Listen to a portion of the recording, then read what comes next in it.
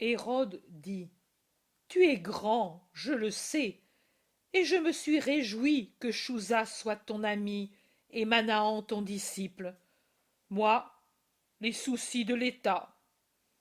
Mais quel désir de te dire, grand, de te demander pardon. L'œil de Jean, sa voix m'accuse et sont toujours devant moi. Tu es le saint qui efface les péchés du monde. Absous-moi, ô Christ. Jésus se tait. J'ai entendu qu'il t'accuse de t'être dressé contre Rome, mais n'es-tu pas la verge promise pour frapper Assur? Jésus se tait. On m'a dit que tu prophétises la fin du temple et de Jérusalem. Mais le temple n'est-il pas éternel comme esprit, puisqu'il est voulu par Dieu qui est éternel? Jésus se tait. Tu es fou? Tu as perdu ton pouvoir? Satan te coupe la parole? Il t'a abandonné? Hérode rit maintenant, mais ensuite il donne un ordre. Et des serviteurs accourent, amenant un lévrier dont la jambe est cassée et qui glapit lamentablement, et un palefrenier idiot dont la tête est pleine d'eau, qui bave, un avorton jouet des serviteurs. Les scribes et les prêtres fuient en criant au sacrilège en voyant le chien sur un brancard. Hérode, faux et railleur, explique: C'est le préféré d'Hérodiade, un cadeau de Rome. Il s'est cassé une patte hier et elle pleure. Commande qu'il guérisse. Fais un miracle. Jésus le regarde avec sévérité et se tait. Je t'ai offensé.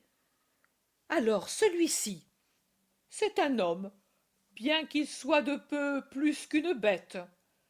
Donne-lui l'intelligence, toi, intelligence du Père. N'est-ce pas ce que tu dis? Et il rit, offensant. Un autre regard plus sévère de Jésus, et silence. Cet homme est trop abstinent, et maintenant il est abruti par les mépris. Du vin et des femmes ici, et qu'on le délie. On le délie, et pendant que des serviteurs en grand nombre apportent des amphores et des coupes, des danseuses entrent, couvertes de rien. Une frange multicolore de lin ceint pour unique vêtement leurs minces personnes, de la ceinture aux hanches. Rien d'autre. Bronzées parce que africaines, souples comme de jeunes gazelles, elles commencent une danse silencieuse et lascive.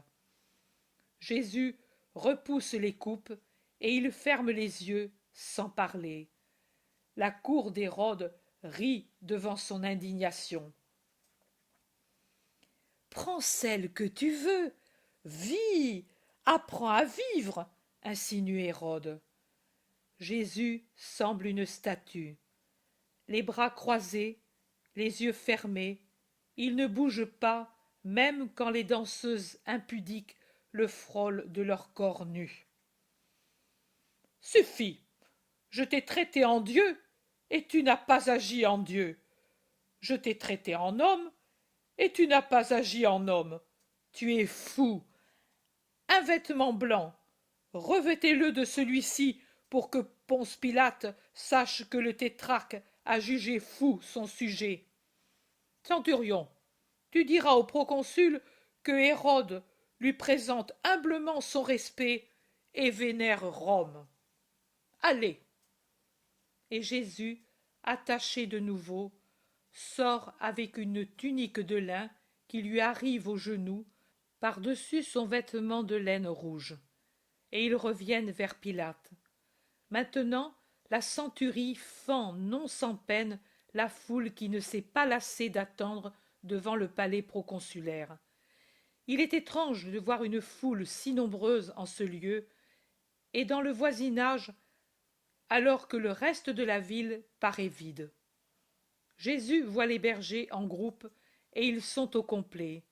Isaac, Jonatas, Lévi, Joseph, Élie, Matthias, Jean, Siméon, Benjamin et Daniel, avec un petit groupe de Galiléens où je reconnais Alphée et Joseph d'Alphée, avec deux autres que je ne connais pas, mais que je dirais juifs à cause de leur coiffure. Et plus loin, qui s'est glissé à l'intérieur du vestibule à demi caché derrière une colonne, avec un Romain que je dirais un serviteur, il voit Jean. Il sourit à celui-ci et à ceux-là, ses amis.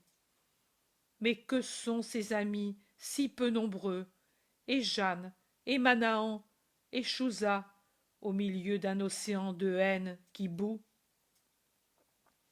Le centurion salue Ponce Pilate et fait son rapport. Ici encore, ouf, maudite race, faites avancer la populace et amenez ici l'accusé. Quel ennui! Il va vers la foule en s'arrêtant toujours au milieu du vestibule. Hébreux, écoutez, vous m'avez amené cet homme comme fauteur de troubles. Devant vous, je l'ai examiné, et je n'ai trouvé en lui aucun des crimes dont vous l'accusez. Hérode, pas plus que moi, n'a rien trouvé, et il nous l'a renvoyé. Il ne mérite pas la mort. Rome a parlé.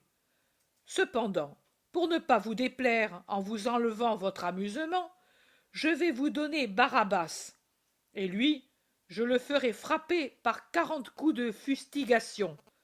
Cela suffit.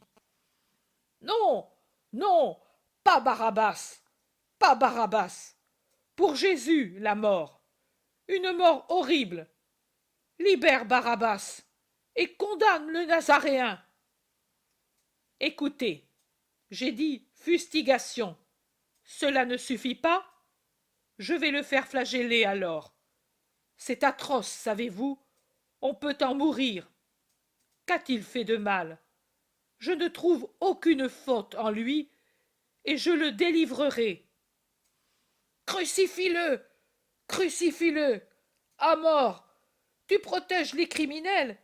Païen! Satan, toi aussi! La foule s'avance par-dessous, et le premier rang de soldats se déforme dans le heurt, car ils ne peuvent se servir de leurs lances. Mais le second rang, descendant d'un gradin, fait tourner les lances et dégage ses compagnons. Qu'il soit flagellé, commande Pilate à un centurion. Combien de coups? Autant qu'il te semble. Le tout est d'en finir. Et je suis ennuyé. Va. Jésus est emmené par 4 soldats dans la cour au-delà de l'atrium. Dans cette cour, toute pavée de marbre de couleur, il y a au milieu une haute colonne semblable à celle du portique. À environ 3 mètres du sol, elle a un bras de fer qui dépasse d'au moins d'1 mètre et se termine en anneau. On y attache Jésus avec les mains jointes au-dessus de la tête après l'avoir fait déshabiller.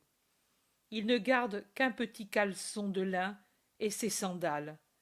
Les mains, attachées aux poignets, sont élevées jusqu'à l'anneau, de façon que lui, malgré sa haute taille, n'appuie au sol que la pointe des pieds.